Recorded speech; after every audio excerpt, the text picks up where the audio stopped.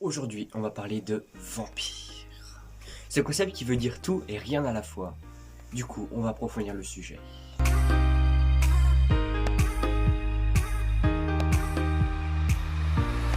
Quand on entend vampire, on pense à quoi?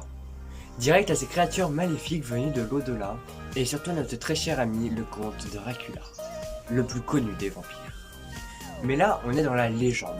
En revanche, dans le monde réel, un vampire est juste une chauve-souris buveuse de sang, ou même un humain, souvent gothique, qui boit du sang.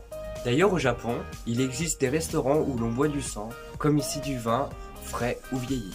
Donc aujourd'hui, oui, je vous explique tout sur les vampires.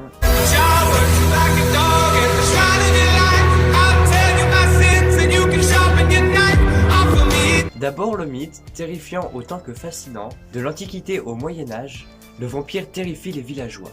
Mais qui sont-ils? D'où viennent-ils? Et qui sont aujourd'hui leurs fans?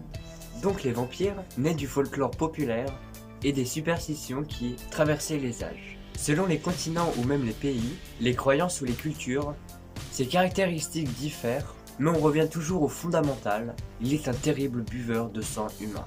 Au fil des décennies, on parle comme d'un esprit, d'un revenant, un possédé, l'appeleur, le forceur, le visiteur, l'infâme, le cauchemar, l'étrangleur, le mâcheur, ou même le non-icidé, c'est-à-dire celui qui n'est pas vraiment mort, ou celui qu'on ne peut pas tuer. C'est donc un mort-vivant. De toute façon, il tire sa force vitale du sang des vivants. Son mode de vie est simple. Le jour, il dort dans son cercueil, si possible dans son cimetière, et la nuit, il chasse, grâce à ses canines pointues qu'il enfonce goulûment dans le cou de ses victimes. Le vampire n'a pas d'âme, pas de reflet dans un miroir, c'est donc un moyen pratique de l'identifier. Certaines légendes disent vulnérable à la lumière du soleil, d'autres croient parfaitement intégrer la communauté humaine, le jour comme de nuit. Son apparence physique est aussi discutée, le dépeint comme monstrueux, gonflé à la peau violacée à cause du sang qu'il absorbe. Mais il peut aussi être décrit comme être splendide et charismatique. Quoi qu'il en soit, le vampire possède de sacrés pouvoirs, force physique démesurée, rapidité extrême, don de séduction et d'hypnotisme, vision nocturne, capacité à lire dans les pensées, et selon certaines légendes à se transformer en animal, en chauve-souris ou en loup par exemple.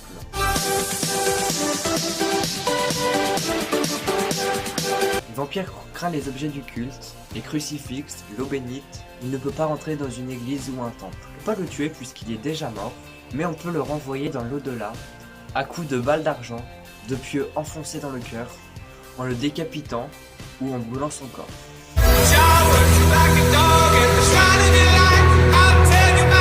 De nos jours, le vampire est plus que jamais à la mode dans les séries. Vampire Diary, Buffy, Chica Vampiro, les films, Van Halen, Lad, Underworld, ou bien encore les livres, Twilight. Un musée l'aurait même consacré à Paris, Porte des Lilas. Il arrive que la presse évoque un vampire, comme en 1970, les journaux anglais relayaient qu'un vampire hantait le cimetière d'Highgate à Londres. Alors, on y croit ou pas? Question reste ouverte. On retient seulement que les inconnus dans leurs chansons rappent tout, les vampires sont des politiques qui sucent tous notre pognon. On a parlé jusqu'à là des vampires de légende, mais il existe bien un animal qui se nourrit de sang, en plus des moustiques. La chauve-souris. De fait, on l'appelle vampire. Seules 3 espèces sont concernées. Et fait surprenant, des chercheurs brésiliens ont récemment mis en lumière que ces animaux se venaient à se nourrir de sang humain, plutôt que de sang d'oiseaux, pourtant plus riche en graisse.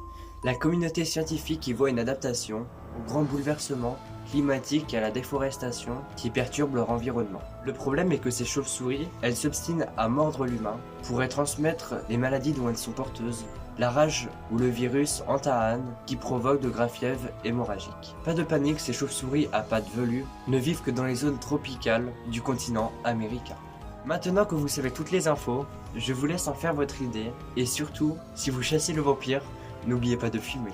Bon, du coup, on en arrive au terme de la vidéo, je vous laisse vraiment en débattre dans les commentaires. Je tenais vraiment à remercier Charlotte Roudier qui a rédigé cette vidéo. Bref, sur ce, c'était Mathis MZR, ciao, bye bye tout le monde.